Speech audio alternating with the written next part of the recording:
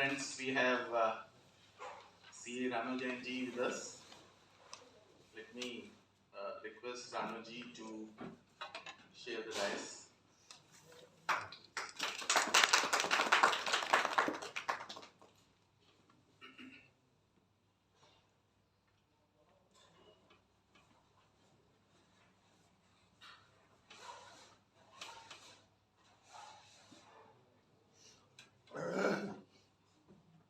Ranu ji has been with us on a number of occasions here in this auditorium itself when we used to have physical seminars, and on the virtual mode also. She has blessed us on numerous occasions. So we all know Ranuji, however. She's a merit holder in RCA examinations and alumni of Shriram College of Commerce. She holds vast experience in the field of corporate taxation. Her areas of specialization includes ITAT matters and has represented clients before different tax authorities, including income tax appellate tribunal. She's an ex-member ITAT herself, and during her tenure as a member, she authored numerous landmark judgments on various issues of income tax. Being an excellent orator, she also regularly gives talks on tax issues on various platforms of our institute. Recently, another feather was added in her cap when she was selected as a member of NCLT, however she opted not to join and remain in practice. In the topic which I actually wanted her to deliberate with discussions with Ranu was basically I also don't know how to search and read and understand the case laws. So I requested and she said yes, quite an interesting topic, and only one thing she said, let me have about 15 days time so that I can be well versed, structured for deliberating this issue. But finally, immediately she accepted, and finally we had this opportunity to have her on this platform on the topic. Thank you, ma'am. Please.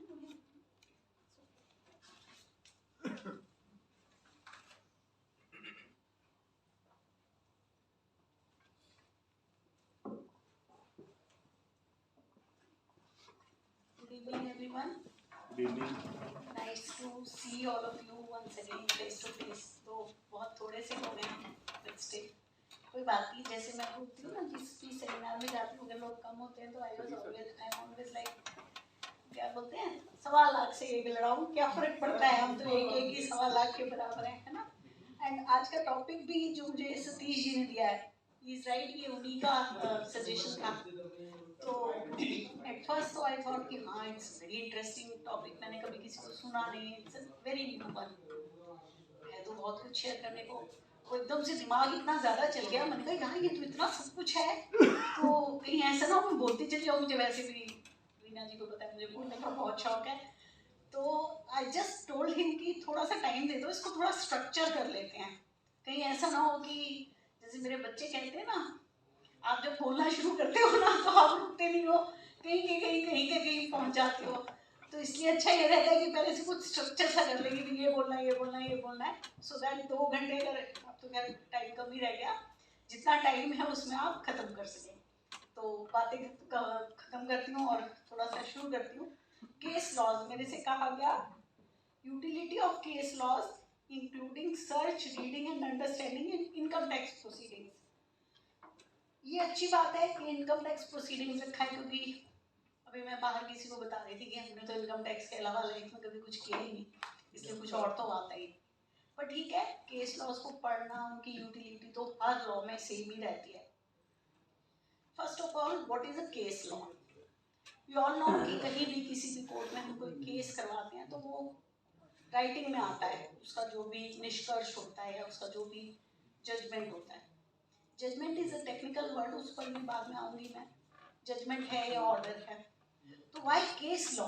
Case law क्यों कहते हैं उसको? इसका एक बड़ा simple सा example है, और इसकी बड़ी सिंपल सी एक इसका मतलब है there are two types of laws.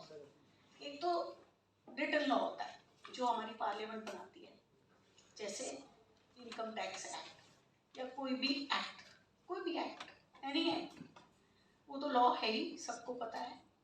लेकिन there is another law which is called जज मेड लॉ, जिसको हम कहते हैं जज ने बनाया है लॉ। वो कैसे कि किसी बड़े फोरम ने, सुप्रीम कोर्ट लेकर चलते हैं, उसने कोई केस लिखा और उस केस में कुछ लॉ लिख दिया कि लॉ ये है। यू ऑल नो हमारे कॉन्स्टिट्यूशन में आर्टिकल 141 में लिखा है कि supreme court declares the law. Supreme court supreme है, उससे बढ़कर हमारे देश में कुछ भी नहीं है। तो अगर उसने कोई लॉ लिख दिया, बेसिकली राइटिंग में जो लॉ लिखा है वो तो राइटिंग में लिखा है, लेकिन राइटिंग में एक ही लाइन को, एक ही सेंटेंस को मैं एक तरह से इंटरप्रेट करती हूँ, आप किसी और तरह से इंटरप्रेट कर सकते हैं। But what should be the interpretation, क्या होना चाहिए, वो सुप्रीम कोर्ट डिक्लेयर करता है। तो सपोज सुप्रीम कोर्ट ने किसी लॉ की कोई व्याख्या कर दी, कुछ इंटरप्रिटेशन दे दी, तो दैट इज कॉल्ड अ जज made law. This is just an example. ऐसा नहीं है कि सुप्रीम कोर्ट ही लॉ बनाएगा, हाई कोर्ट भी हो सकता है, नीचे के ट्रिब्यूनल्स भी हो सकते हैं, वो मैं आगे बताऊंगी। इसका एक इनकम टैक्स में एक सबसे बड़ा एग्जाम्पल है, जो 148 के केसेस में, यू नो 147, 148, अब तो बड़ा सारा चेंज आ गया। जो भी पहले था, पुराना लॉ था, हमें सबको पता था कि ये होता है, रीजंस लिखने हैं, उसके बाद नोटिस देना है, उसके बाद मेरी बात सुननी है, फिर डिसाइड करना है। लेकिन एक जजमेंट है सुप्रीम कोर्ट का, जीके एंड राइट शाफ्ट, हम सबको पता है, जिसमें सुप्रीम कोर्ट ने ये बताया कि क्या प्रोसीजर फॉलो किया जाएगा 147 में असेसमेंट करने के लिए। वो क्या था कि सबसे पहले असेसिंग ऑफिसर के पास कोई इंफॉर्मेशन आएगी, जिसके बेसिस पर वो एक बिलीफ फॉर्म करेगा और उस बिलीफ को रीजंस की फॉर्म में कागज पर लिखेगा, रिकॉर्ड करेगा प्रॉपर्ली, और रिकॉर्ड करने के बाद वो एक अप्रूविंग अथॉरिटी से कोई अप्रूवल लेगा या सैंक्शन लेगा, और सैंक्शन मिलने के बाद वो नोटिस इशू करेगा आपको कि भाई आप अपनी रिटर्न फाइल कर दो। पहले आप रिटर्न फाइल करेंगे, उसके बाद आपको हक है कि आप उससे मांगे कि उसने क्या रीजंस रिकॉर्ड किए। फिर हम वो रीजंस मांगते हैं, वो आपको रीजंस की कॉपी देता है। उसके बेसिस पर रीजंस के अगेंस्ट आप ऑब्जेक्शंस रेज कर सकते हैं कि इसमें ये गलत है, ये गलत है, ये गलत है।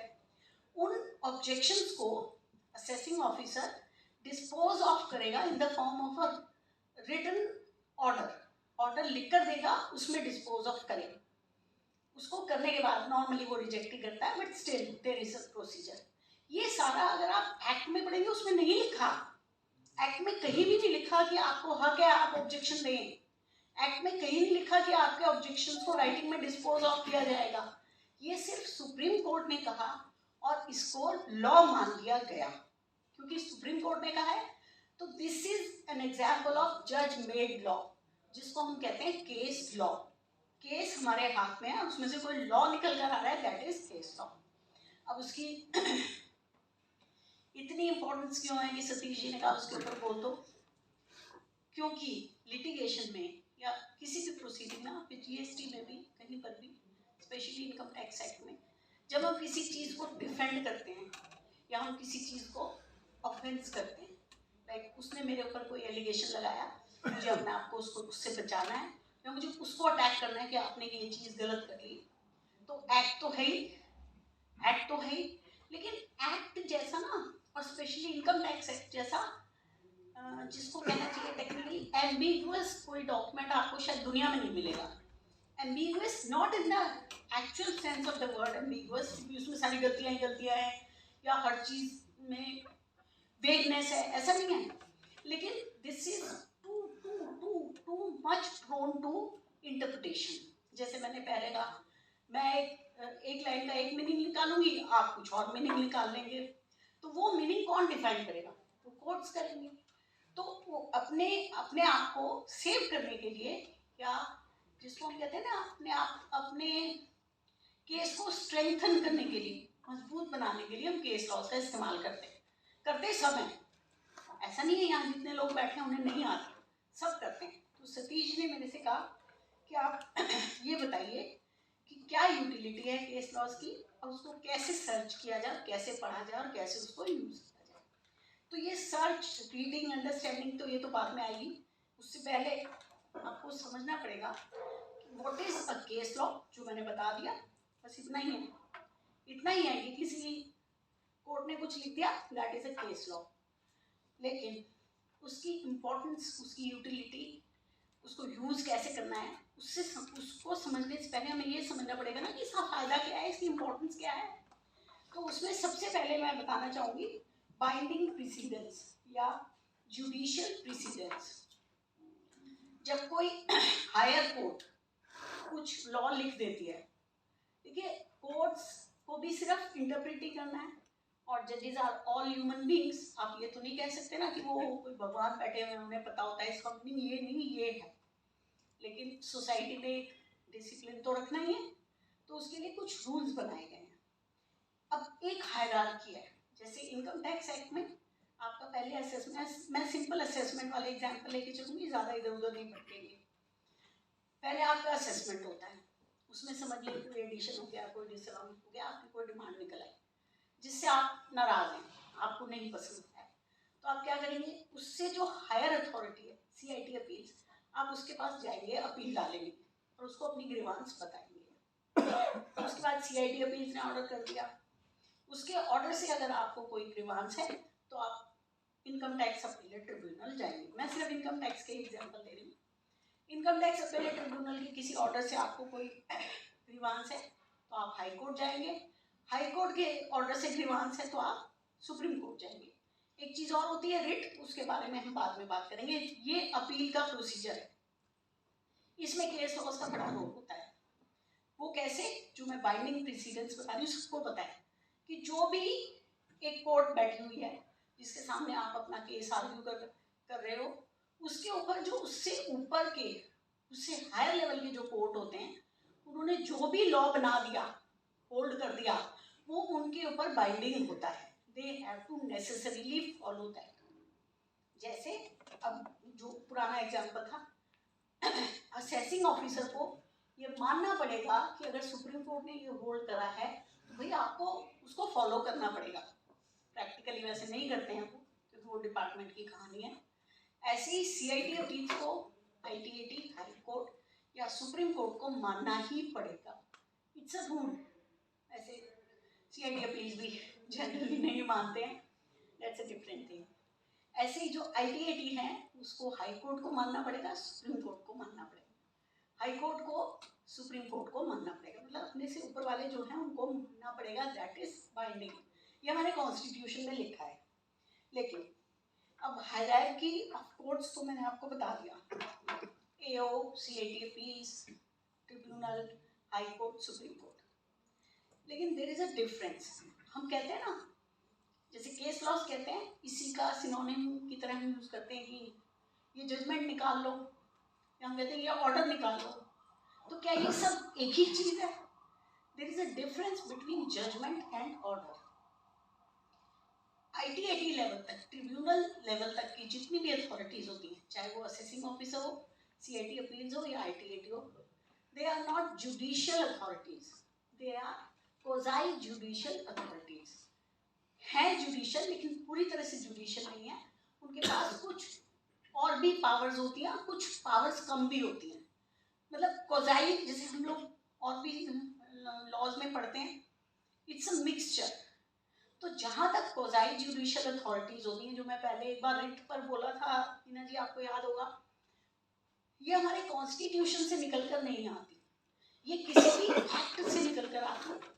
जैसे इनकम टैक्स एक्ट में लिखा है कि there would be an income tax appellate tribunal. हमारा कॉन्स्टिट्यूशन नहीं कहता। कॉन्स्टिट्यूशन ये कहता है कि जब जरूरत होगी तो ट्रिब्यूनल बना सकती है सरकार, लेकिन कॉन्स्टिट्यूशन में income tax appellate tribunal, debt tribunal या इस तरह के ट्रिब्यूनल्स का नाम नहीं है। तो ये सारे ट्रिब्यूनल्स जो हैं वो एक्ट से निकल कर आते हैं। These are not constitutional authorities, these are statutory authorities. तो इनकी पावर्स थोड़ी डिफरेंट होती हैं, और जो ये होल्ड करते हैं या जो ये केस लिखते हैं, they are not called judgments. Technically हम उनको ऑर्डर बोलते हैं, लेकिन नॉर्मल बातचीत में हम उन्हें भी जजमेंट कहते हैं। जैसे अक्सर कह देते हैं वो दिल्ली ITAT ने ये जजमेंट दिया है, एक्चुअली ITAT के जजमेंट नहीं होते, those are either called orders और डिसीजन, और जो हाई कोर्ट सुप्रीम कोर्ट के होते हैं वो जजमेंट्स होते हैं। ये टेक्निकल की बात थी जो मैं बताना चाह रही थी। हायरार्की मैं आपको बता चुकी हूँ। अब देखिए, अब जो मैंने हायरार्की बताई उसमें कुछ तमाशे होते हैं। जैसे हाई कोर्ट, आपको पता है हर स्टेट का एक अलग हाई कोर्ट होता है, every state has a high court, हमारे इंडिया में कॉन्स्टिट्यूशन में लिखा हुआ है। तो अब किसका क्या रोल है? सपोज मैं ITAT में जाती हूँ, ITAT दिल्ली में, और मैं उनको कोई जजमेंट देती हूँ जो दिल्ली हाई कोर्ट का है, क्योंकि वो जुरिस्डिक्शनल हाई कोर्ट का है। जुरिस्डिक्शन में भी बताती हूँ आपको, अगर वो जुरिस्डिक्शनल हाई कोर्ट का है तो that is totally binding on them, उन्हें उसको फॉलो करना ही पड़ेगा। अगर वो नहीं करते तो दैट इज, आप कह सकते हैं कंटेम्प्ट ऑफ कोर्ट है या इसी तरह का कुछ है। वैसे करने को कोई भी कुछ भी करता है, जब जज सीट पर बैठा होता है वो कुछ भी करता है, ठीक है। तो एक होता है जुरिस्डिक्शनल हाई कोर्ट और बाकी सारे होते हैं non jurisdictional high court. Income tax proceedings में जो मेरा असेसिंग ऑफिसर होता है, जैसे आई एम एन असेसी, मेरा एक असेसिंग ऑफिसर है, वो जहाँ बैठता है, जहाँ मेरी असेसमेंट होती है, वहाँ से जुरिस्डिक्शन डिफाइन होता है, वो जुरिस्डिक्शन होता है। अगर मेरा जुरिस्डिक्शन ऑफिसर दिल्ली में बैठा है तो मेरा jurisdictional high court Delhi high court होगा। अगर वो बॉम्बे में बैठा है तो बॉम्बे हाई कोर्ट होगा। अगर वो आंध्र प्रदेश में कहीं बैठा है तो आंध्र प्रदेश होगा। अगर वो बैंगलोर में बैठा है तो कर्नाटका होगा, दिस वे, ठीक है। तो जुरिस्डिक्शनल हाई कोर्ट हमेशा एक होगा, बाकी सारे हाई कोर्ट भी हैं तो सही ना हर एक स्टेट के, वो नॉन जुरिस्डिक्शनल होते हैं। अब मेरे केस में अगर मैं ITAT में जाती हूँ तो मेरा जुरिस्डिक्शनल हाई कोर्ट बाइंडिंग है उनके ऊपर मेरे केस के लिए। ये मैं इसलिए कह रही हूँ मेरे केस के लिए, इसका एक एग्जाम्पल देती हूँ। देखिए ITAT, टेक्निकली ITAT में कोई जुरिस्डिक्शन नहीं होती। ITAT एक पूरा ऑल इंडिया ऑर्गेनाइजेशन है। ये बेंचेस सिर्फ असेसीज की या पार्टीज की कन्वीनियंस के लिए बैठा दी गई हैं, एक दिल्ली में, एक बॉम्बे में, एक मद्रास में, या क्या। ऐसा नहीं है कि जो दिल्ली वाली है वो सिर्फ दिल्ली को केटर करेगी। आपको पता होगा पानीपत के, गुड़गांव के, फरीदाबाद के, इन सब के केस दिल्ली ITAT में जाते हैं, लेकिन क्या उनका जुरिस्डिक्शनल हाईकोर्ट दिल्ली होता है क्योंकि ITAT दिल्ली में बैठा है? नहीं। अगर उनका असेसिंग ऑफिसर, मान लीजिए फरीदाबाद का कोई असेसी है, उसका असेसिंग ऑफिसर फरीदाबाद में बैठा है, तो दिल्ली ITAT पर भी Punjab and Haryana high court applicable होगा, ठीक है। इसका एक और बड़ा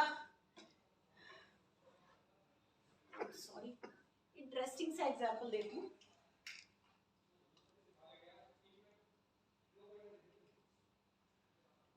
एक बार, थोड़ी पुरानी बात है, जब मैं वेद जैन जी के साथ काम करती थी, एक केस था पानीपत का, कोई हमारा नहीं था, किसी और का क्लाइंट था, पानीपत का क्लाइंट था।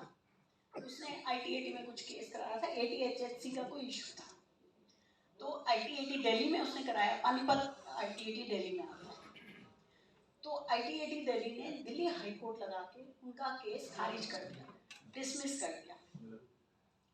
अब वो हमारे पास आए, उन्होंने कहा तो ये तो उल्टा हो गया, क्या करें, हाई कोर्ट जाए क्या करें। जब हम उसको पढ़ रहे थे तो हमें ये फील आई यार इनका जुरिस्डिक्शनल हाई कोर्ट तो पंजाब में हरियाणा है।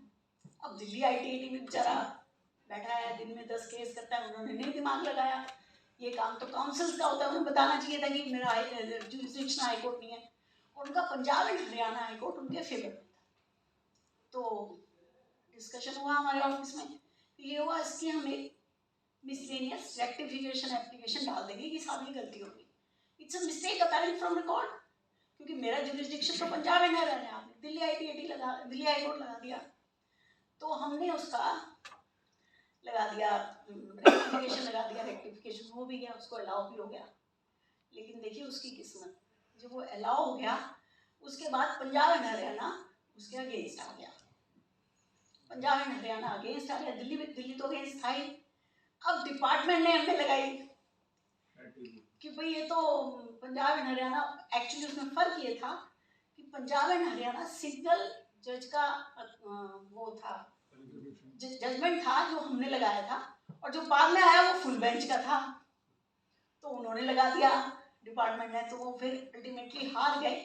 तो इस तरह की कुछ कहानियाँ होती हैं। इसमें 2-3 बातें और बता देती हूँ, बाई चांस निकल आई है एग्जाम्पल देते हुए। एक होता है सिंगल जज, नहीं पहले ITAT की बात करती हूँ, ट्रिब्यूनल की बात करती हूँ। ट्रिब्यूनल में तीन तरह की बेंचेस बैठती हैं। एक होती है SMC, जिसको हम बोलते हैं सिंगल मेंबर कॉन्स्टिट्यूशन। जिन भी केसेस में 50 लाख से कम की असेसमेंट होती है, असेस्ड इनकम अगर आपकी 50 लाख तक है, तो सिंगल मेंबर कॉन्स्टिट्यूशन में वो लगती है। अब सिंगल मेंबर कौन सा होता है? जिसको 5 साल की जिसकी सर्विस हो गई उसको सिंगल मेंबर की पावर मिल जाती है, तो वो बैठा दिया जाता है, तो एक अकेला मेंबर वो केस को सुनता है, ठीक है। नॉर्मली डिवीजन बेंच बैठती है, जो 2 मेंबर्स की बेंच होती है। एक जुडिशियल मेंबर होता है, एक अकाउंटेंट मेंबर होता है। उसकी कहानी फिर किसी दिन, वो तो बहुत लंबी जाएगी। और एक होती है स्पेशल बेंच। स्पेशल बेंच वो होती है जिसमें 2 से ज़्यादा मेंबर्स होते हैं, और नंबर में, या तो 3 होंगे या 5 होंगे, 7 मैंने कभी सुने नहीं। तो इस तरह से 3 बेंचेस होते हैं। अब स्पेशल बेंच कैसे होती है? डिवीजन तो बड़ी नॉर्मल बेंचेस होती हैं, जैसे दिल्ली में 10 बेंचेस बैठती हैं, तो एक SMC बैठती है, बाकी सारी डिवीजन बेंचेस बैठती हैं। पीछे 2 बैठने लगी थी, वो केसेस कम हो गए, तो एक ही बैठती है, बाकी सारी डिवीजन बेंचेस होती हैं। तो नॉर्मली डिवीजन बेंच होती है। स्पेशल बेंच को स्पेशली कॉन्स्टिट्यूट करना पड़ता है। वो कब करते हैं? सपोज जैसे मैंने अभी आपको बताया था कि ITAT का कोई जुरिस्डिक्शन नहीं होता, दिल्ली है, बॉम्बे है, कहीं है, वो पूरी ऑल इंडिया है। तो अब उसमें तो हौच पौच हो सकता है, एक जगह किसी ने एक इशू पर कोई व्यू ले लिया, दूसरी जगह किसी मेंबर ने कोई और व्यू ले लिया। तो जब ये कॉन्ट्राडिक्टरी व्यूज हो जाते हैं आपस में, तो जैसे जिसकी भी नॉलेज में वो पहले आता है, मान लीजिए एक चंडीगढ़ बेंच ने कोई डिसीजन ले रखा है which is in contradiction with Delhi ITAT, ठीक है, किसी लीगल इशू पर। अब वही केस, वही इशू किसी और केस में किसी और बेंच के सामने आया, या दिल्ली में भी आया या चंडीगढ़ में भी आया, और काउंसिल ने बताया कि साहब आप देख लो, तो दो हैं, अब आप कौन सा लगाओगे। तो उस केस में जो मेंबर्स बैठे होते हैं वो प्रेसिडेंट को एक लेटर लिखते हैं, उसमें रिक्वेस्ट करते हैं कि साहब ये तो बड़ा कॉन्ट्राडिक्शन फैल रहा है, तो इस केओस को ख़त्म करने के लिए आपको स्पेशल बेंच बना दीजिए। प्रेसिडेंट जो होता है ITAT का, उसके पास पावर होती है, वो 3 या 5 मेंबर्स की एक बेंच बना देता है, जिसमें वो क्वेश्चन रख दिया जाता है जिसमें कॉन्ट्राडिक्शन होता है। 3 और 5 शायद आप समझ रहे होंगे, जब 3 मेंबर बैठते हैं तो 2 जुडिशियल, एक अकाउंटेंट, या 2 अकाउंटेंट एक जुडिशियल, और 5 बैठते हैं तो 2 अकाउंटेंट 3 जुडिशियल, या 2 जुडिशियल 3, सो दैट वो ना हो बाद में कि दोनों बराबर हो गए टाइप्स, मतलब कंसेंसस या कंसेंसस बट ना जाए, इसलिए इस ऑड फिगर में रखते हैं। इसको कहते हैं स्पेशल बेंच। अब वो स्पेशल बेंच बैठती है, स्पेशल बेंच उस क्वेश्चन को डिसाइड करती है। फिर जब वो डिसीजन होता है स्पेशल बेंच का, वो ऑल ओवर इंडिया हर एक बेंच पर एप्लीकेबल होता है, और वो इतना ज़्यादा सर्कुलेट किया जाता है कि कोई मेंबर ये नहीं कह सकता कि मुझे तो ये स्पेशल बेंच पता ही नहीं। उसका सर्कुलेशन ज़बरदस्त किया जाता है। तो इस तरह से वहाँ डिसिप्लिन बनाने की कोशिश की जाती है। ऐसे ही हाइट एक और होती है, थर्ड मेंबर, वो भी बता देती हूँ। जैसे 2 मेंबर्स बैठते हैं, जैसे मैंने कहा कि नॉर्मली डिवीजन बेंच बैठती है जिसमें 2 मेंबर्स होते हैं, एक जुडिशियल एक अकाउंटेंट। अब क्योंकि 2 बैठे हैं, स्पेशल बेंच में तो बड़ा आराम है, कभी ऐसा होगा ही नहीं कि इक्वली डिवाइड हो जाए। अब 2 मेंबर्स बैठे हैं, एक इधर बैठा है एक इधर बैठा है, और सुन लिया, और बाद में दोनों को फील आई, या बेंच में ये फील आई कि मेरा तो व्यू कुछ और आ रहा है, दूसरा कहता है मेरा व्यू कुछ और आ रहा है। अब क्या करें? नॉर्मली प्रैक्टिकली इस तरह के केसेस को बेंच एडजर्न कर देती है कि काय को लड़ाई मराई करी जाए, आप कहीं और करा लो। लेकिन कई बार क्या होता है, हर्ड हो जाता है केस। हर्ड होने के बाद जब वो अंदर जाते हैं, वहाँ जाके लड़ाई होती है। लड़ाई मतलब मेरा तो व्यू ये आ रहा है, दूसरा कहता है मेरा तो व्यू ये आ रहा है। तब भी उनके पास एक हथियार और होता है कि वो रिलीज कर देते हैं। प्रैक्टिकली बता रही हूँ कि भाई काय को लड़े, रिलीज कर देते हैं, कोई और बेंच सुनेगी, अपने आप देखेगी, ठीक है। लेकिन कई दफा रिलीज कर देते हैं, मतलब वो केस को डी हर्ट कर देते, डी हर्ट कर देते हैं। हर्ट नहीं हुआ, फिर से दोबारा से कोई किसी दूसरे बेंच में लगा लो, वहाँ हर्ड कर देंगे। ओके। अब दूसरे बेंच में पता नहीं कौन बैठे, क्या पता यही दोनों दोबारा बैठे हैं, क्योंकि बेंचेस तो रोटेट होती है कभी भी, किस्मत की बात है। अब मान लीजिए कहीं ऐसी कुछ मामला अटक गया कि हर्ड भी कर लिया, डीहर्ड भी नहीं करना, और दोनों डिसेंट कर गए आपस में, मेरा तो व्यू ये है, मेरा तो व्यू ये है। अब एक ने अगर लिख भी दिया, दूसरा साइन नहीं करेगा, तो ऑर्डर तो हो नहीं सकता। तो ऐसे केस में जिस इशू पर, उस पूरे इशू में से जिस क्वेश्चन पर, बड़े पॉइंटेड क्वेश्चन पर, जिस पर दोनों के मतभेद हो रहे होते हैं, डिसेंट हो रहा होता है, उसका ये क्वेश्चन बनाते हैं और प्रेसिडेंट को भेज देते हैं कि साहब हमारी तो लड़ाई हो रही है, अब आप देख लो क्या करोगे। तो प्रेसिडेंट साहब उसमें एक थर्ड मेंबर को अपॉइंट कर देते, कोई भी, इन दोनों को छोड़कर पूरा इंडिया में से किसी मेंबर को, भैया आप सुन लो, 2 के 3 हो गए ना, तीनों नहीं बैठते, वो अकेला बैठता है थर्ड मेंबर, वो बैठता है, दोबारा से सुनवाई होती है, फिर जो वो डिसाइड करता है, डेफिनेटली जो वो डिसाइड करेगा वो 2 हो जाएंगे ना, एक ने तो डिसाइड कर ही रखा होगा, तो वो माना जाता है। एक थर्ड मेंबर बेंच होती है, ये कभी कभी बैठती है, स्पेशल बेंच भी कम बैठती है, नॉर्मली डिवीजन बेंच और एसएमसी बैठती है। ऐसे ही अब हाई कोर्ट में आ जाए, हाई कोर्ट में भी डिसेंटिंग का तो यही रूल है जो मैंने बताया, दोबारा नहीं बताऊंगी, टाइम ज़्यादा लगेगा। वही कहानी है, वो चीफ जस्टिस को भेज देते हैं कि हम दोनों लड़ रहे हैं, आप कर लो, तो वो एक हायर बेंच बिठा देते हैं, हायर कॉन्स्टिट्यूशन। उसमें एक फुल बेंच होती है, वो भी 5 जजेस की, सॉरी मैं मेंबर कह जाती हूँ, आईटीटी की आदत पड़ गई, 5 जजेस की या 7 जजेस की। तो अब इनको बाइंडिंग प्रेसिडेंस कैसे माना जाएगा, मैं थोड़ा टॉपिक से हिल रही थी। जब जितने ज़्यादा मेंबर्स या जजेस बैठे होंगे, उनका लिखा हुआ जो जजमेंट होगा, that is more binding. Like अगर आप आईटीएटी को हाई कोर्ट का एक केस देते हो, डिवीजन बेंच का, आपका जुरिस्डिक्शनल हाई कोर्ट है, और एक फुल बेंच का देते हो, तो full bench is applicable on them. ये एक और बात हो गई। उसके बाद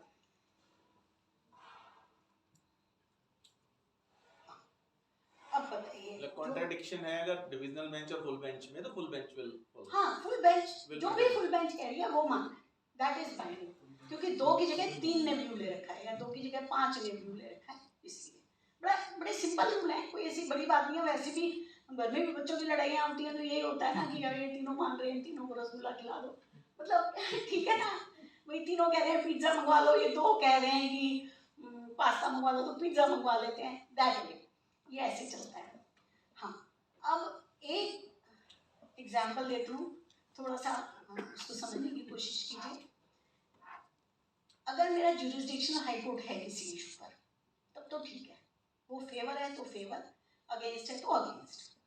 मान लीजिए मेरा जुरिस्डिक्शनल हाई कोर्ट उस इशू पर है ही नहीं, ये भी तो हो सकता है कि वो वाला इशू वहाँ एडजुडिकेट हुआ ही ना हो कभी, लेकिन कोई दूसरा हाई कोर्ट है, तो बड़ा सिंपल सा रूल है, high courts are always binding on ITAT. आप कह सकते हो कि साहब ये बॉम्बे हाई कोर्ट है जो मेरे फेवर में है, कोई दिल्ली हाई कोर्ट क्या कह रहा है, दिल्ली हाई कोर्ट तो कुछ कह नहीं रहा, कोई है ही नहीं केस, तो बॉम्बे हाई कोर्ट उनके ऊपर बाइंडिंग है, वो उनको मानना पड़ेगा। और दिल्ली हाई कोर्ट नेगेटिव है, वो तो मेरा जुरिस्डिक्शन हाई कोर्ट है, तो बॉम्बे फिर बॉम्बे को नहीं मानेंगे। देखो जुरिस्डिक्शन तो जुरिस्डिक्शन, जुरिस्डिक्शनल हाई कोर्ट अगर है तो आपको किसी और हाई कोर्ट को देखने की जरूरत नहीं है, लेकिन अगर जुरिस्डिक्शनल हाई कोर्ट नहीं है तो बाकी हाई कोर्ट्स भी बाइंडिंग है। अब सपोज एक हाई कोर्ट, बाहर का कोई हाई कोर्ट, मेरा जुरिस्डिक्शनल हाई कोर्ट तो है ही नहीं उस इशू पर, एक अगेंस्ट है एक फेवर में है, तो अब क्या करेंगे, तो उस केस में एक जजमेंट है सुप्रीम कोर्ट की, वेजिटेबल प्रोडक्ट्स में इसका साइटेशन भी लिख कर लाई थी, 88 ITR 192, जिसने ये कहा है कि जो जजमेंट असेसी को फेवर करता है वो एप्लीकेबल, क्योंकि उसकी एक वजह है सतीश जी, ऐसे कोई भाव नहीं, आपको कोई ऐसे नहीं दे रहा कुछ। देखिए इनकम टैक्स में जो मैं IIT में थी ना चंडीगढ़, तो मेरी एक फ्रेंड और थी मेंबर, तो हमारी इस बात पर बड़ी बहस होती थी। वो कहती थी जो सही है वो सही है, मतलब fair is fair, unfair is unfair. तो मेरा हमेशा ये कहना होता था, जो बहुत सारे जजेस का मेंबर्स का कहना है कि वो देखो इनकम टैक्स में कोई जान की तो मारामारी है नहीं, ये फांसी पे चढ़ जाएगा, ये मर जाएगा, या ये 10 साल खराब हो जाएंगे, इसके बीवी बच्चे दुखी होंगे, ऐसा तो कुछ है नहीं, सिर्फ पैसे का लेना देना है, या तो सरकार को मिलेगा या सब्जेक्ट को मिलेगा, स्टेट को मिलेगा या सब्जेक्ट को मिलेगा।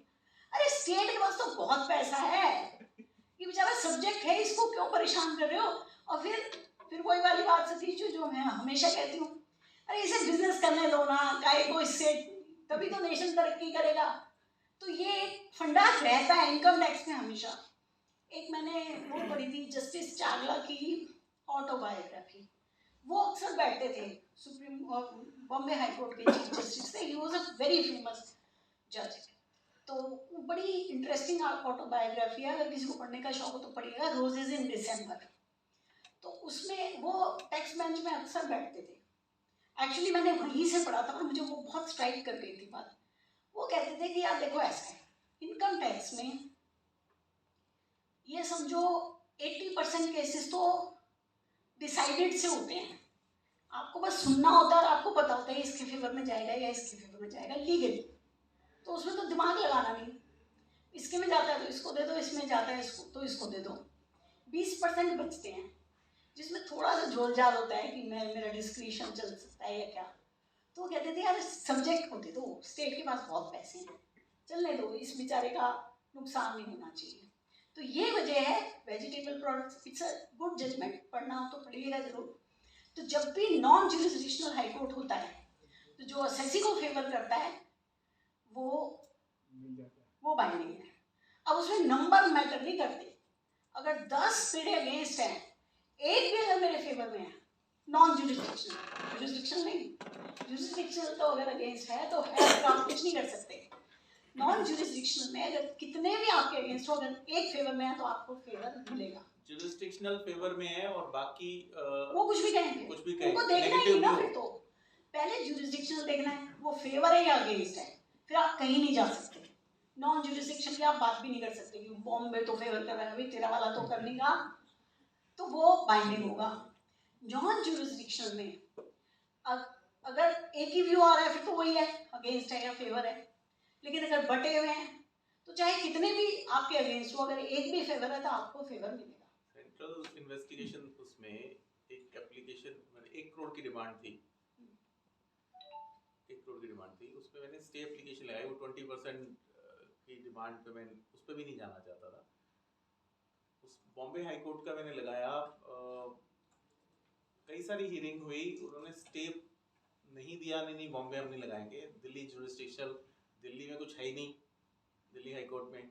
लेकिन देखो मैं तो किताब पढ़ा रही हूँ प्रैक्टिकली क्या होता है। प्रैक्टिकली और बॉम्बे उन्होंने कभी, मतलब मैंने लिख के दिया, 4 बार दिया, मेल दी, ये दी, लॉकडाउन के दौरान भी बहुत बार हुआ, फिजिकली बुलाया, लॉकडाउन में फिजिकली भी बुलाया, नहीं आई जाओ, वेबएक्स दिया, मेरी रिक्वेस्ट पे वेबएक्स दिया, वेबएक्स का लिंक नहीं आया, फिर अल्टीमेटली फोन आ गया जी आप ऐसे ही आ जाओ। खैर फाइनली उन्होंने स्टे नहीं दिया, लेकिन रिकवरी भी प्रेस नहीं की। वो तो पैंडेमिक में तो रूल था ना कि आप परेशान नहीं करेंगे, पैंडेमिक में उन्होंने फॉलो भी किया है क्योंकि सरकार थोड़ी सख्त थी उन दिनों। चलो रिकवरी फॉलो प्रेस नहीं की, लेकिन वो उन्होंने अप्लाई करने, मतलब हाथ नहीं रखने दिया बॉम्बे हाई कोर्ट, ठीक है जी होगा। देखो ऐसा है, ऑनेस्टली प्रैक्टिकली मेरा ये मानना है, ये जो नीचे लेवल की अथॉरिटीज होती है ना, ये साफ होती हैं। मैं तो कहती हूँ ना, असेसिंग ऑफिसर तो सुप्रीम कोर्ट का भी बाप है, वो उसके लिए सुप्रीम कोर्ट भी बाइंडिंग नहीं होता, आपको पता ही है, कब मानते हैं आप, लेकर खड़े रहो सुप्रीम कोर्ट है साहब, सुप्रीम कोर्ट है, मैं कहा आप एक तरफ रखो सुप्रीम कोर्ट।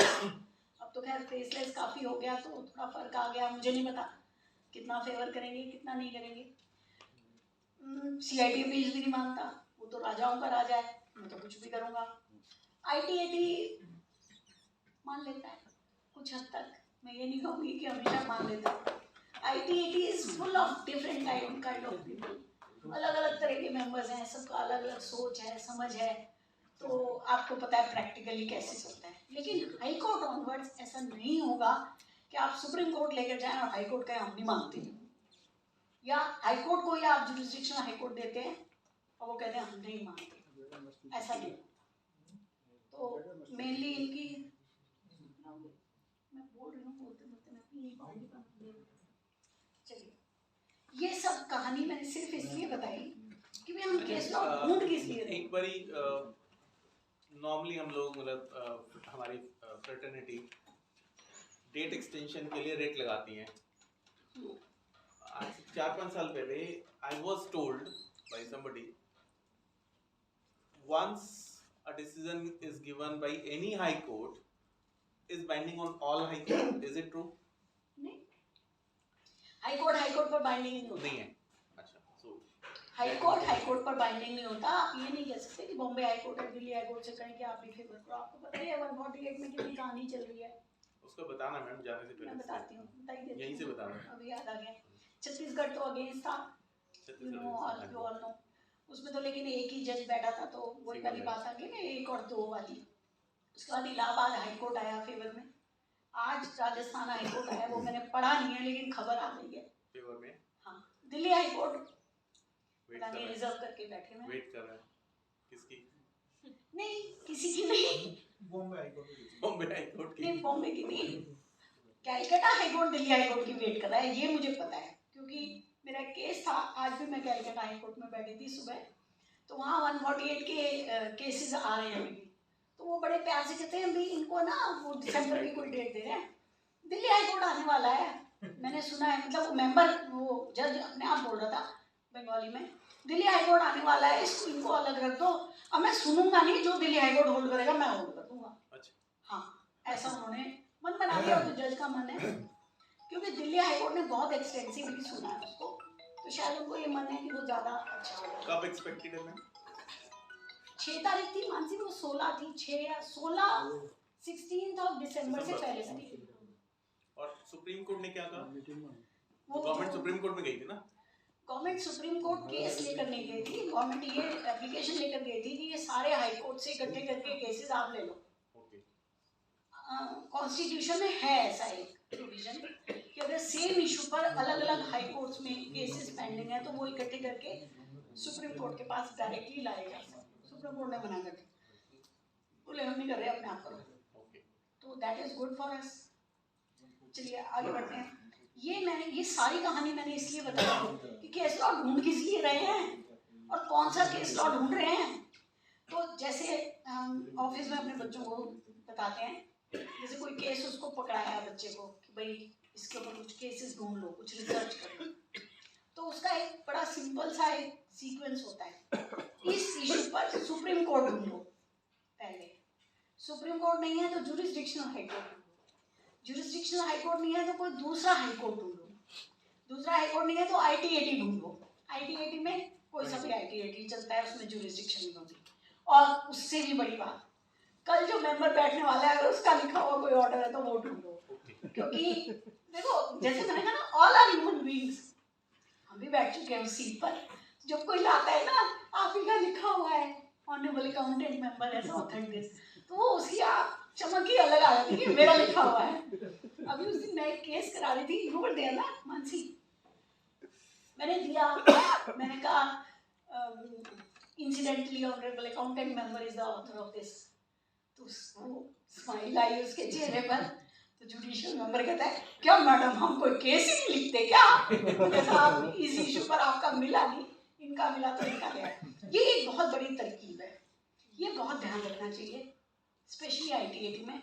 हाई कोर्ट में तो सब कुछ होता है, ITAT में अगर उसी मेंबर का लिखा हुआ कोई मिल जाए जजमेंट नहीं, सॉरी ITAT जजमेंट नहीं लिखता, वो ऑर्डर या डिसीजन लिखता है, तो वो बढ़िया रहता है।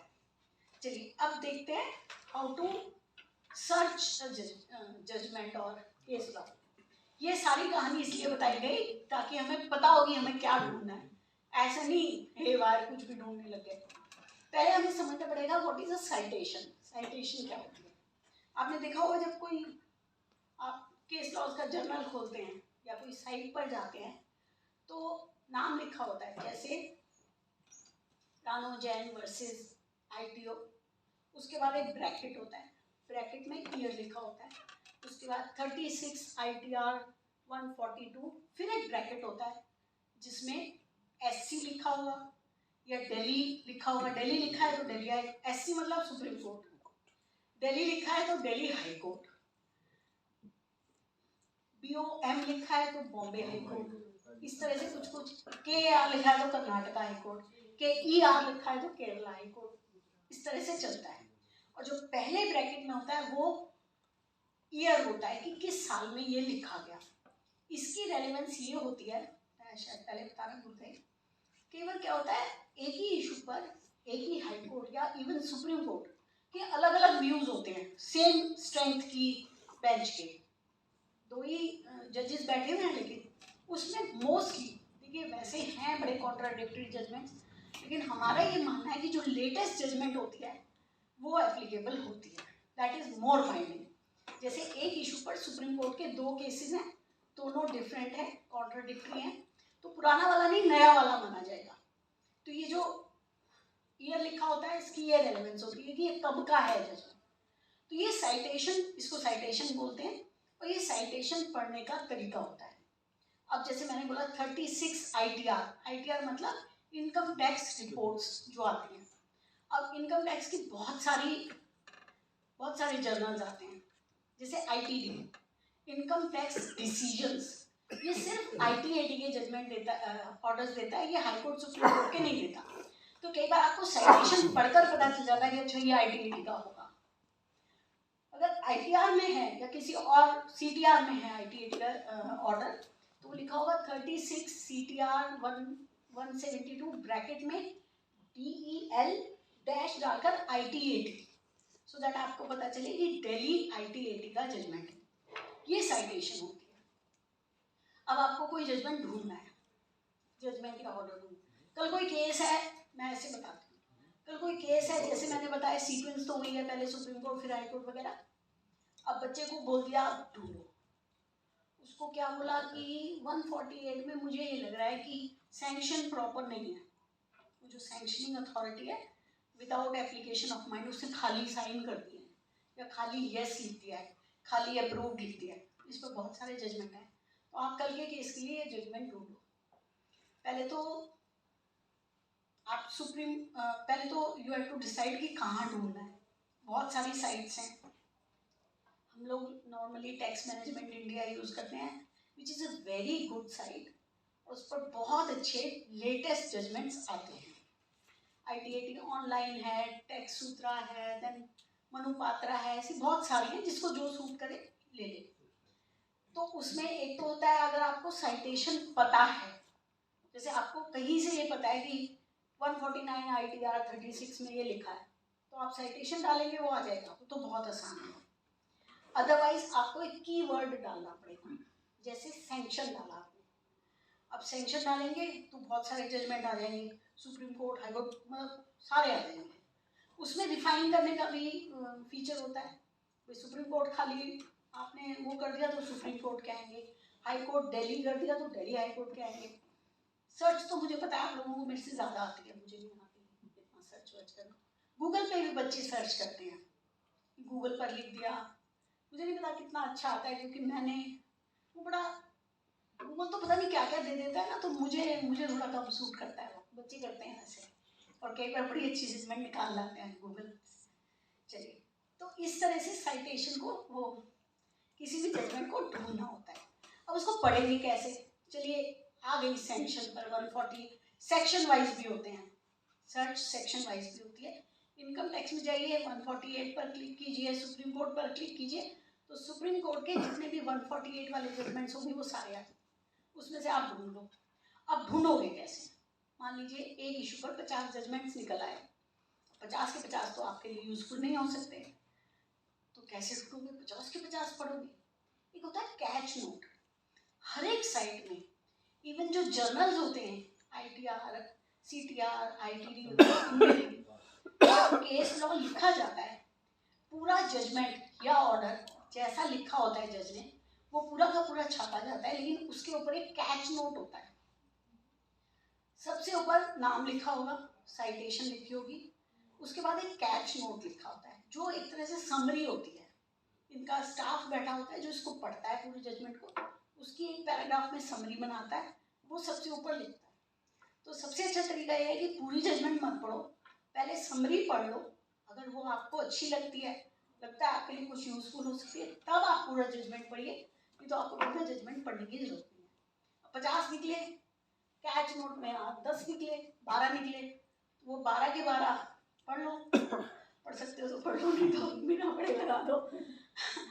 This is the way to find कैसे जजमेंट होनी है। बाकी तो जैसे गूगल सर्च होती है उसी तरह से करनी होती है। अब 2-3 बातें, इनको यूज कैसे करना है। सतीश जी ने तो बहुत लंबा चौड़ा दे दिया, ये तो आधा भी नहीं हुआ अभी मेरा। चलिए जितना होगा कर लेंगे, फिर कभी मिलेंगे तब बात करेंगे। अब उसको यूज कैसे करना है, देखिए अलग अलग फोरम में अलग अलग तरह से यूज किया जाता है। जैसे असेसमेंट में कोई उसने आपको शो कॉज दिया किसी स्पेसिफिक इशू पर, आपने उसमें कुछ जजमेंट्स ढूंढ लिए। देखिए प्रैक्टिकलिटी को हमेशा ध्यान में रखना पड़ेगा। आपको पता है असेसिंग ऑफिसर परवाह नहीं, बाहर में जाए कितने भी आप केसेस दे लो, लेकिन ये सोचकर कभी भी लिखने में या केस लॉस देने में कंजूसी नहीं करनी चाहिए, क्योंकि everything should be there on record. जब आप अगले फोरम पर जाते हैं तो आपको बड़ा फायदा करता है वो चीज जो आप ये कहते हैं मैंने नीचे भी कही थी ये वाली बात, क्योंकि अक्सर जनरली ये रूल होता है कि जो चीज नीचे नहीं कही आगे नहीं कह सकते। लीगल इश्यूज तो कह सकते हैं, उसकी डिटेल किसी दिन बात करेंगे, बट आपको बहुत फायदा करती है वो चीज जो आपने नीचे कह रखी है। इसलिए everything should be on record.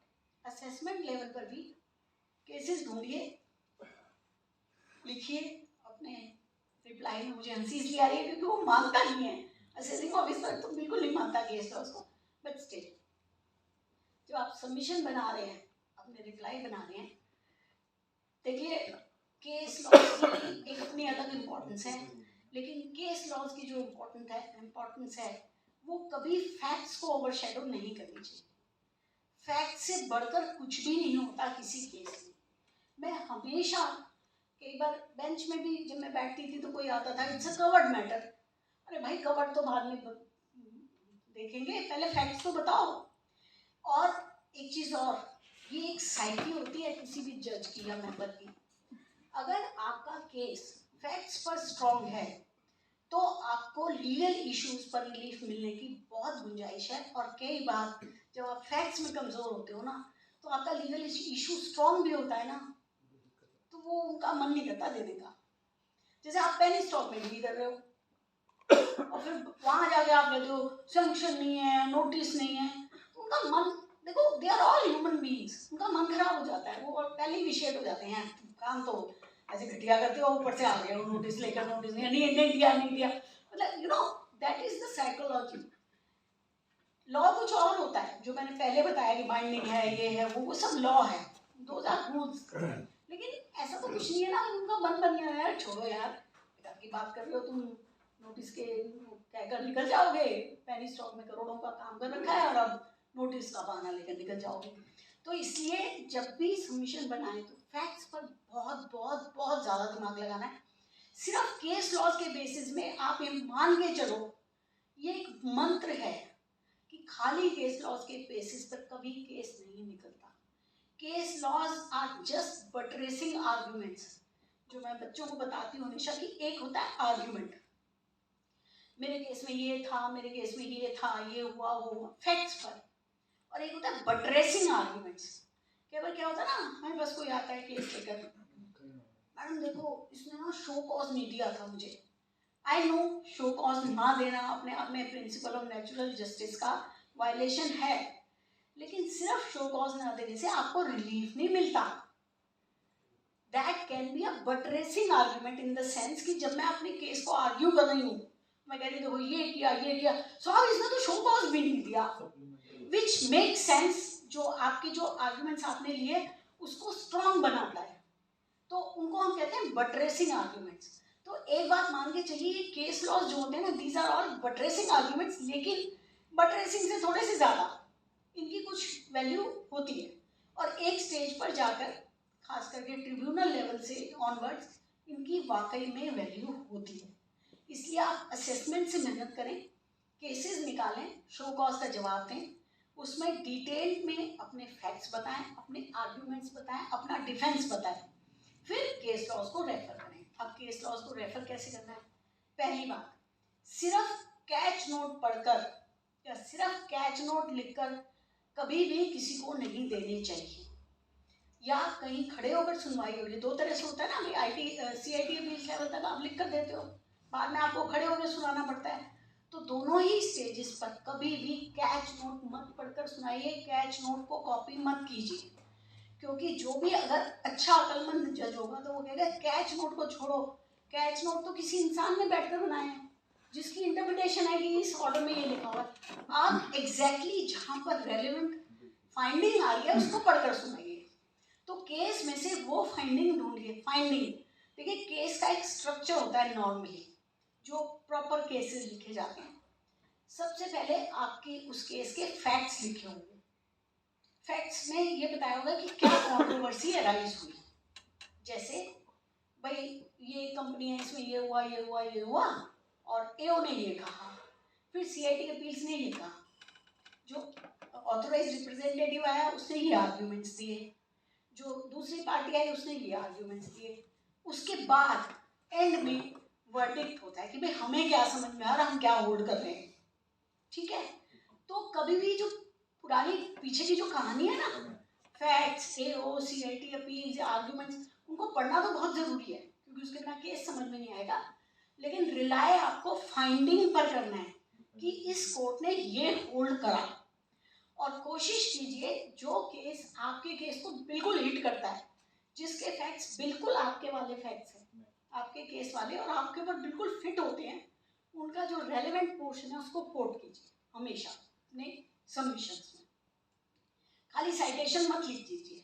जैसे हम लिखते हैं, हमारा तरीका क्या है, अप्रूवल पर लिखना है, सैंक्शन पर लिखना है, 3-4 मोटे मोटे जजमेंट्स निकाल लिए, सुप्रीम कोर्ट के, जुरिस्डिक्शनल हाई कोर्ट के, ITAT के लेटेस्ट, उनको तो हम बकायदा कोट करते हैं 2-2, 4-4 लाइनें ढूंढ के। उसके बाद अब अप्रूवल तो 50 केस मिलेंगे, उसके बाद लाइन से 5-7-10 केसेस और लिख देते हैं जिनकी सिर्फ साइटेशन लिखते हैं। Reliance is also placed on these judgments, तो उससे उसके पास वो भी रहते हैं और जो पढ़ने वाले होते हैं वो पढ़ भी लेते हैं। ऐसे जब आर्ग्यू करेंगे तो उनको पढ़ के बताएंगे कि साहब इस पेज पर आइए, इस पैराग्राफ पर आइए, इस लाइन पर आइए, मैं पढ़ के सुनाता हूँ, इसमें ये लिखा, मेरे केस में भी ये केस लॉज को यूज करते वक्त ये ध्यान रखना बहुत जरूरी है। क्योंकि मैंने देखा है अक्सर ना, मैंने ऐसे सबमिशंस भी देखे हैं जिसमें पूरा केस छाप दिया जाता है, उसकी जरूरत नहीं होती और कोई नहीं पढ़ेगा, पूरा केस कोई नहीं पढ़ेगा। अगर क्रिस्प 2 लाइनें आप उसमें से लिख दोगे ना, और जब वो कोट करते हो तो उसको इन्वर्टेड कॉमास में और इटैलिक्स करके लिखिए। हम जब सबमिशन बनाते हैं तो जितने भी केसेस हम रेफर करते हैं तो उनकी साइटेशन को हम बोल्ड करते हैं, सो दैट उसे पता हो कि यहाँ केस लॉ नॉर्मल चल रहा है, जैसी साइटेशन है उसको बोल्ड कर दिया, और जो रिप्रोड्यूस अगर किया है, अगर उसमें से कॉपी किया है, कोट कर रहे हैं, तो उसको इटैलिक्स में और इन्वर्टेड कॉमास में लिखते हैं, सो दैट उसको पता हो कि ये इनकी लैंग्वेज नहीं है, ये कोड की लैंग्वेज को कभी चेंज नहीं करना। अगर उसमें कोई गलती भी है, ग्रामेटिकल मिस्टेक्स होती हैं, फुल स्टॉप कॉमा गलत लग गया, वो आपको चेंज नहीं करना, वो आप जिस साइड से निकाल रहे हो वहीं से कॉपी मारा और पेस्ट किया, उसमें कुछ चेंज नहीं करना। कितना टाइम है सतीश जी? जितना मैम आप चाहें। मैं तो बोलती रहूंगी, मेरा क्या है मैडम। देखते हुए हाँ, मैं एक बात कहना चाह रही थी शुरू में, भूल गई, है भी बहुत कम लोग हम, जिसको जो कुछ डिस्कशन करना हो या पूछना हो बीच में पूछेंगे तो ज़्यादा अच्छा रहेगा। वैसे नॉर्मली हम सेमिनार्स में कहते हैं कि एंड में पूछेंगे क्वेश्चन, लेकिन ये थोड़ा प्रैक्टिकल सा है ना, तो जो कुछ पूछना हो या बोलना हो तो बीच में भी बोल सकते हैं। जैसे हैं हम बहुत थोड़े से लोग, कोई कुछ मैम वर्सेस जो लगाते हैं हम लोग, प्लेंटिफ वर्सेस डिफेंडेंट, ऐसे होता है ना? हाँ, जो अपेलेंट होता है उसका नाम पहले होता है, वर्सेस जो रिस्पोंडेंट होता है। जैसे अगर डिपार्टमेंट की अपील है तो हमेशा ITO या CIT वर्सेस रानो जैन लिखा है, मेरी अपील है रानो जैन वर्सेस, उससे पता चलता है कि अपील किसकी। तो जब एडवर्स में, जब मान लीजिए ITAT से कोई CIT से हार गया और ITAT में वो फिर दूसरी पार्टी चली गई, तो वो उसका पहले आ जाता है। फिर अपेलेंट वो हो गया ना ITAT। जैसे मैं जीत गई CIT अपील्स पे, डिपार्टमेंट अपील में गया तो ITO वर्सेस रानो जैन लिखा है। This is the way we understand कि ये किसकी अपील रही हो। ऐसे फैक्ट्स पढ़ते हैं तो दोबारा बताना, थोड़ा सा कंफ्यूज हो गया। जैसे एग्जांपल CIT अपील्स पर गए, हम हार गए, तो हमने अपील डाली ITAT में, तो इस केस में ऊपर लिखा है रानो जैन वर्सेस ITO, ठीक है। अगर मैं नॉट CIT अपील नहीं, अपील असेसिंग ऑफिसर के अगेंस्ट होती है, इसमें नहीं जाएंगे, बहुत लंबा चला जाएगा। अपील असेसिंग ऑफिसर की, और गलती से लिखा हो तो कोई बात नहीं, गलती तो चलती है, गलतियाँ चलती हैं। ITAT लेवल तक इतनी कोई परेशानी नहीं होती है। हाई कोर्ट में जब आप फाइलिंग करती हैं उसी टाइम सारी स्क्रीनिंग हो जाती है, वो अपने आप ठीक करवा लेते हैं। और अगर मैं जीत गई CIT अपील्स पर, डिपार्टमेंट अपील में गया, तो उस केस का नाम हमेशा ITO वर्सेस रानो जैन होता है। अपेलेंट का नाम पहले होता है रिस्पोंडेंट। ये हर जगह यही फैशन है, हाई कोर्ट हो, सुप्रीम कोर्ट हो, या कोई सा भी कोर्ट हो। चलिए मैम, अगर हम कोई केस निकालते हैं तो उस केस में भी 10 साइटेशन होती हैं जनरली। वो 10 साइटेशन इसलिए होता है कि वो 10 जर्नल्स में आया होता है। 36 ITR 559, नहीं, जैसे 22 CTR, तो वो CTR में इस नंबर पर इस पेज पर है, ITR में इस नंबर पर इस नहीं, पेज उस केस में भी 10 केस कोट किए हुए हैं, जैसे रिलाइड ऑन। वो मैं उस पर आने वाली थी। आप अपनी सर्च को बढ़ाते कैसे हैं, एक्सपैंड कैसे करते हैं, जैसे हमारे बच्चे करते हैं ना, भाई एक तो जजमेंट मिल गई आपको, बाकी कैसे ढूंढें, तो उसमें उसके अंदर जो साइट कर रखे होंगे दोज आर रेफर्ड जजमेंट्स, कि इस केस में कौन कौन सी जजमेंट रेफर, उन सबको खोल कर देख लो, वो आप ही के इशू पर होगी। फिर एक होता है ये वाली जजमेंट जो आप पढ़ रहे हैं, पूरी जजमेंट, ये कहाँ कहाँ रेफर हुई बाद में, पहले के उसमें मिल जाएंगे जजमेंट के अंदर, और ये जजमेंट कहाँ रेफर हुई बाद में, वो रेफर्ड में आएगा। तो एक आपको क्यों मिल जाएगा, तो फिर आप 50 जजमेंट ढूंढ सकते हैं। जैसे मैं TMI का एग्जांपल देती हूँ, जो टैक्स मैनेजमेंट इंडिया वाली साइट हम यूज़ करते हैं, हम मोस्टली वो करते हैं क्योंकि वो हमें ज़्यादा पसंद है।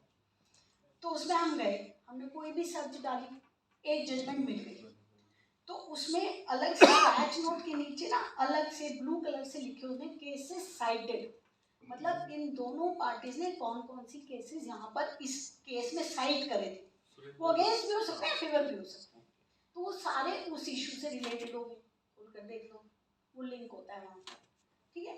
और ऊपर एक लिखा होता है रेफर्ड, मतलब ये वाली जजमेंट जो हम पूरी पढ़ रहे हैं, ये बाद में कहाँ कहाँ रेफर हुई, उसको क्लिक करते हैं तो ये जजमेंट जहाँ भी रेफर हुई होगी वो 5, 7, 10 जो भी जितनी भी होगी वो निकल आएंगी, उनको खोल कर देखते हैं। तो that is the best way to expand your search. एक ही जजमेंट से आप 50 निकाल सकते हैं, डिपेंड करता है कौन सी इशू पर कितनी। मैडम जब सॉफ्टवेयर नहीं था तो कैसे निकलती थी? ये तो पुराने वकीलों से पूछना पड़ेगा। वैसे मैंने भी किया है, किताबों में काम थोड़ा मुश्किल होता था, उसमें जैसे होती ना वकीलों के यहाँ किताबें लगी होती हैं, हाँ, ITR लगे होते थे हमारे, उसी में से निकालते। उसमें बड़ी मुसीबत होती थी।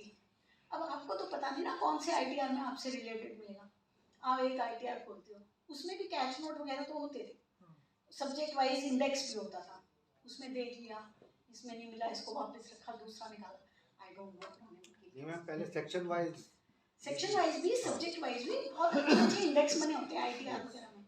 जो ये बड़ी अच्छी रेप्यूटेड वाली जर्नल्स होती है, इसमें बहुत अच्छे इंडेक्स होते हैं, only catch lies available with the section. हाँ, आराम से ढूंढ सकते हो।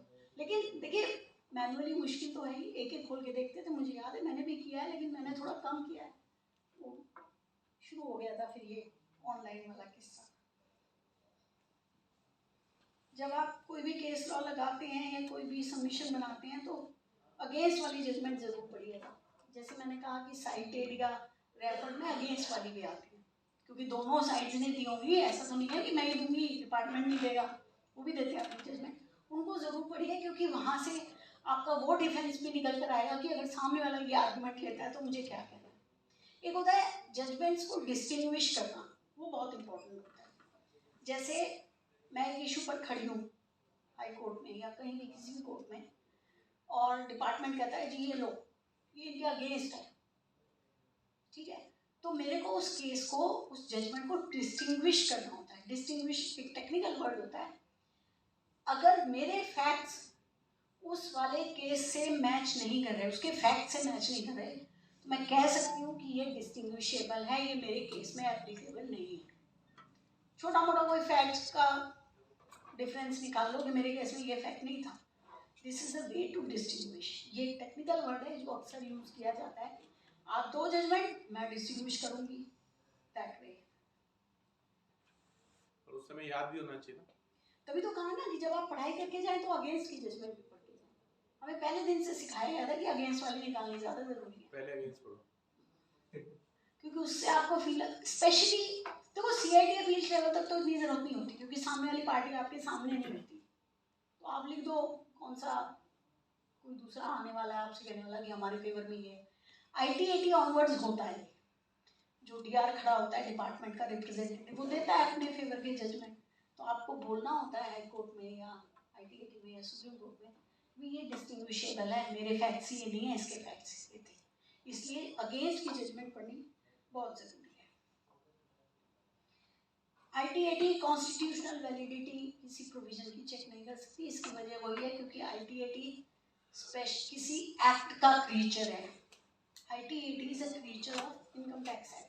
इनकम टैक्स एक्ट में लिख कर आता है, और जो प्रोविजंस होते हैं वो पार्लियामेंट बनाती है। Parliament is a constitutional authority, तो इसकी मजाल नहीं कि कॉन्स्टिट्यूशन को चैलेंज कर सके।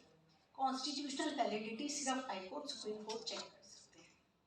मैडम एक क्वेश्चन है, हाँ जी। जैसे सीआईटी बिल्स में मान लीजिए तीन इश्यूज हैं और वो आगे जाके दो इश्यूज उनके फेवर में आते हैं, एक अगेंस्ट हो जाते हैं, तो उस केस में हमें पता आप चल दोनों जाएगा? अपील में जा सकते हैं। आप एक के नहीं, मैं केस लॉ के अगेंस्ट में फिर हमें पता चल जाएगा कि वहाँ एडवर्स हो गया ये। नहीं, I'm not ready. अगर जैसे 3 के अगेंस्ट में 2 उनके फेवर में चले गए और एक अगेंस्ट में चला गया, तो एक अगेंस्ट वाला मेरे को अभी पता नहीं है at the time of citation of case. तीन इश्यूज तो- की बात कर रहे हैं। हाँ, 3 इश्यूज के, एक केस के अंदर 3 इशू है, अगर 2। एक मिनट, मैं इसको थोड़ा रिफ्रेश करती हूँ। हाँ सीआईटी अपील्स के पास गए आप, 3 एडिशंस करी थी हाँ। इन्होंने, जो तीनों आपने चैलेंज करी सीआईटी अपील्स पे। सीआईटी बिल से ऊपर अब गए तो नहीं, हाँ एक मिनट। हाँ सीआईटी अपील्स ने 2 मेरे को फेवर कर दिया, एक मेरे अगेंस्ट कर दिया। नहीं, सीआईटी अपील ने तीनों रिजेक्ट किया है। आगे वाले IT-80 ने 3 में से 2 एक्सेप्ट कर लिया, एक दो हटा मेरे दिया। अलाउ कर दिए, एक हाँ। मेरा डिसमिस कर दिया। हाँ, तो उस केस में हम लोग साइटेशन कैसे यूज करेंगे अगर एक वाला जो खराब? जज केस तो मेरा ही था। हाँ, तो केस मतलब एक स्पेसिफिक पॉइंट वाइज जाके अंदर भी देखना पड़ेगा कि किसका करना हो। पड़ेगा, इसकी finding- मल्टीपल इश्यूज हैं तो आपको केस लॉ पढ़ना पड़ेगा ना पूरा। देखो, मैं तो एग्जांपल देने के लिए शायद मेरे सारे उस एग्जांपल particular ऐसे issue आ को तो रहे देखना ही कि पड़ेगा एक ही इशू, ऐसा नहीं है 50-50 इश्यूज भी होते हैं किसी केस लॉ में। लेकिन कैच नोट में ना अगर 4 इश्यूज हैं तो 4 के अलग अलग पैराग्राफ बने होते हैं नॉर्मली, जितने भी जर्नल्स होते हैं, जितनी भी साइट्स होती हैं, तो वो भी यूज कर सकते हैं आप। अगर एक केस है जिसमें 4 इश्यूज डील हुए, आपको एक ही की जरूरत है, तब भी आप उस केस को यूज कर सकते हो। ये हाईकोर्ट ने ये होल्ड तो करा ही है, यू कैन यूज दैट। चलिए थोड़ा सा रेट और बता देती हूँ, वैसे मैं बोल चुकी हूँ रेट पर। ये तो अपील्स की बात थी नॉर्मली। एक होती है रिट, जब आपका कोई कॉन्स्टिट्यूशनल राइट या फंडामेंटल राइट कह दो, उसकी कहीं कोई इन्फ्रिंजमेंट होती है तो आप रिट में जा सकते हैं, which is not an appeal. भाई अपील की तो एक हायरार्की है। असेसमेंट होगा तो उसके अगेंस्ट सीआईटी अपील्स पर जाएंगे। सीआईटी अपील्स का किसी ऑर्डर के अगेंस्ट जाना अपील होता है, और किसी भी एक्ट के, किसी भी एक्शन के अगेंस्ट जाना रिट होता है, जो ऑर्डर के अगेंस्ट भी हो सकता है। जैसे अभी हम गए हुए 148 के नोटिस के अगेंस्ट गए हैं, उसमें भी असेसमेंट नहीं हुई है, लेकिन हमने कहा ये नोटिस ही जो हैं these are not constitutionally valid, तो हमने उसकी वैलिडिटी चैलेंज करी है, उसको रिट बोलते हैं। और रिट की पावर सिर्फ हाई कोर्ट ऑनवर्ड्स होती है, IT-80 के पास। तो 148 के रिप्लाई दे मैडम, जो नोटिस आ रहे हैं हमारे पास? नहीं, आप जो अगर रिट में नहीं गए तो जवाब देने पड़ेंगे। रिट में स्टे मिलता है। जब आप रिट में चले जाते हैं जिन केसेस में, तो पहली हियरिंग में अगर हाई कोर्ट को ये फील आती है, अगर हमने पहले मेल में डाल दिया कि हमने ये हमारे पर एप्लीकेबल नहीं है, तो फिर भी नहीं डाल दिया या नहीं डाल दिया, वो तो सिर्फ आपका एक डिफेंस है। आपको प्रोसीडिंग्स तो पूरी करानी पड़ेगी, बिल्कुल करानी पड़ेगी। अगर चलिए 148 पर बोल देती हूँ, थोड़ा सा 5 मिनट और लूँगी। 148 के नोटिस आए हैं तो आप रिटर्न जरूर भर दीजिए। मैं बहुत बार बोल चुकी हूँ कि जैसे ही नोटिस है जितनी जल्दी हो सके रिटर्न भर दीजिए। रिटर्न की कॉपी दे दें मतलब उनको। भाई अब तो ऑनलाइन होती है, दोबारा से भरनी ही पड़ती है, दोबारा से 148 में भरनी पड़ेगी, है ना। कॉपी पहले तो वही फॉरवर्ड कर देते हैं, 148 में वही ले लेते हैं। नहीं लेते सर, ले लेते हैं जी, मैंने ना, किया। ना। नहीं आपने किया हो सकता है सर, क्योंकि तो आपका busy है। स्पेशल होता है हमेशा। नहीं, 148 अगर का होता है सेकंड डाल दो, सेक्शन बदल दो हो जाता है। अगर होता है तो कर दो, लेकिन आपको रिटर्न भरनी बहुत जरूरी है, क्योंकि अगर रिटर्न नहीं भरी ना तो बड़ी भारी दिक्कत हो जाती है। अनलेस आप नोटिस के आते ही रिट में जाना चाहते हैं, तो नोटिस आते ही अगर आप रिट में जाना चाहते हैं हाईकोर्ट, तो रिटर्न मत भरिए, चले जाइए। और अगर रिट में नहीं जाना चाहते तो रिटर्न जितनी जल्दी हो सके भरिए, और रिटर्न भरने के साथ साथ उनसे रीजंस की कॉपी मांग लीजिए, और रीजंस आते ही उसके ऑब्जेक्शन बनाकर फाइल कर लीजिए। फिर वो ऑर्डर देंगे, उसके बाद आपकी असेसमेंट प्रोसीडिंग शुरू होगी। इस साल तो मुझे ऐसी उम्मीद है कि ज़्यादा अभी तक कॉरस्पॉन्डेंस इन्होंने करी नहीं है। अब तो रीजंस शुरू हो गए। हाँ, रीजंस कुछ आने शुरू हो गए, लेकिन सारे अभी भी नहीं आए हमारे। 142 आने शुरू हो गए मैम, उसमें दोबारा आने हमारे शुरू हो दोनों में आ गए। पहले आए थे, अब दोबारा रीजंस आए। दे चुके पहले ना, नहीं हाँ, नहीं, दोबारा आए अब। बिना रीजंस दे। देखिए जीके एंड ड्राइव शाफ्ट में जो जजमेंट लॉ है, जिसका मैंने सबसे पहले एग्जाम दिया था, उसमें बड़ा क्लियरली लिखा है कि पहले नोटिस आएगा, फिर आप रिटर्न भरोगे, फिर आप रीजंस मांगोगे। रीजंस आपका हक नहीं है, बिना मांगे नहीं दिए जाएंगे आपको, आप पर मांगोगे। उस समय रीजंस जब मांगने वाली बात थी, उसमें पोर्टल इश्यूज थे, तो पोर्टल तो चल नहीं रहा था, तो मेल पे भेजे हुए हमने वो सब। हाँ हाँ, हमने भी मेल पर ही ठीक भेजे है, थे कोर्ट अब में। 142 आ गए। ठीक है, आप लेटर तो डालो, आप कहो जी पहले हमें रीजंस की कॉपी दो, रीजंस लेके अभी डाल reasons दें या के- रिट अभी मैं सोच रहा था वेट करें रिट का, उसने 30 तारीख दी हुई है। उससे कोई फर्क तो पड़ेगा नहीं, आप मांग डाल लो दें, तो मांग अच्छा लें। है, क्योंकि अब ठीक टाइम कम रहेगा। मार्च में ये सारे खत्म होंगे। मार्च तक जो आए हुए हैं नोटिस, वो तो अब मार्च 22 में उनका 23 तक है। वो अप्रैल ऑनवर्ड्स वाले हैं ना। जो 31 मार्च के बाद नोटिस आए हैं, वो 31 मार्च 2021 के बाद आए हैं, उनकी असेसमेंट 23 तक होनी है। जो 31 मार्च तक आएंगे, उनकी 31 मार्च 2022 तक होनी है, तो उनके तो 4 महीने ही बचे हैं। तो मेरे ख्याल से मैंने बहुत बोल दिया, मैं थक गई हूँ। ठीक है किसी को कुछ पूछना है या बोलना है, कुछ डिस्कस करना है तो हम कर सकते हैं, बहुत थोड़े से लोग हैं आराम से। Okay? How we refer supra and हाँ, terminology supra. सुप्रा का मतलब ये होता है कि अगर जैसे साइटेशन बड़ी होती है, GK and drive shaft versus CIT, फिर ईयर होगा, फिर 335 आईटीआर सो एंड सो, फिर सुप्रीम कोर्ट होगा। It's a long thing. तो जब किसी एक जजमेंट में या आप अपने सबमिशन में भी एक बार ऊपर आप साइटेशन पूरी लिख चुके हैं और उसी जजमेंट का जिक्र दोबारा कर रहे हैं, तो आपको दोबारा साइटेशन लिखने की जरूरत नहीं है। GK and drive shaft bracket में लिखिए सुप्रा, दैट मीन्स इसकी साइटेशन हम पहले दे चुके हैं, that is ORS means others.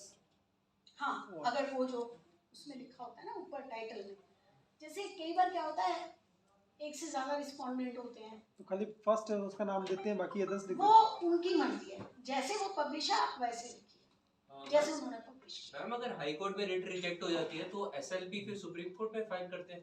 You can do that, लेकिन हाई कोर्ट में रिजेक्ट हो जाती है तो दैट मींस उसमें चांस नहीं प्रैक्टिकली। तो मैम फिर हाई कोर्ट ही रिकमेंड करता है आगे अगर उसमें नहीं, आपको जाना पड़ेगा, you have to decide. SLP आपको फाइल करनी पड़ेगा। Okay, thank you very much. Thank you ma'am. मैं बैठूं या मैं जाऊं? 1 घंटे के अंदर इतने इंसाइट्स आपने जो दिए हैं वो बहुत जरूरी है और बहुत आज के लिए काफी है।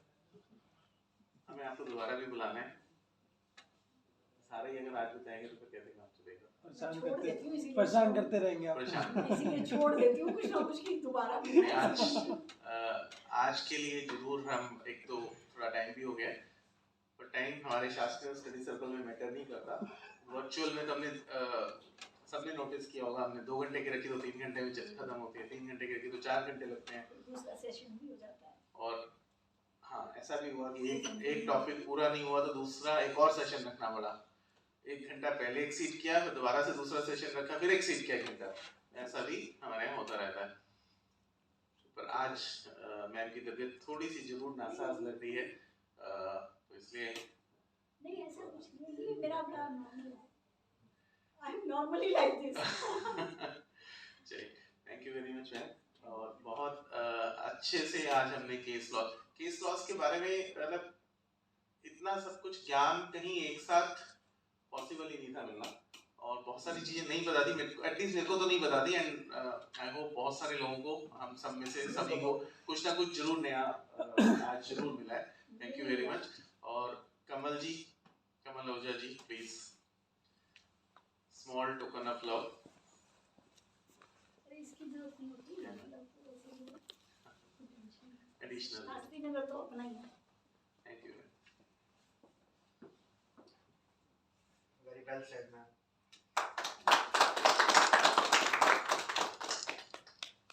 बस We will offer the vote होता है. This was first trial seminar physically after lockdown. Although the response is not very alarming, not very good. However, वो मैम ने कहा ना वो कुछ कहते हैं 1.25 से, हाँ, तो जितने भी लोग हम कुछ सीख पाए, तो शायद कुछ जस्टिफिकेशन इस सेमिनार का हुआ.